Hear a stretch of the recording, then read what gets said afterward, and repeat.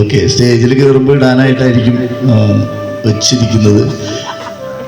2024 June 17-ാം തീയതി ഒരു meeting കൂടുകയും ഇവിടെ 43-ാം ഡിവിഷനിൽ ഒരു യോഗ ക്ലാസ് ആരംഭിക്കണം എന്ന് തീരുമാനിക്കുകയും ചെയ്തതിന് ശേഷം 28 പേരുമായി തുടങ്ങിയ യോഗ ക്ലാസ് ഇന്ന് 1-ാം വാർഷികം കഴിയുമ്പോൾ 76 പേരുമായി വളരെ ഗംഭീരമായിട്ട് ആ ക്ലാസ് നടന്നു പോകുന്നുണ്ട് എന്നുള്ള കാര്യം നിങ്ങളേവരെയും വളരെ സന്തോഷപൂർവ്വം അറിയിക്കുകയാണ്.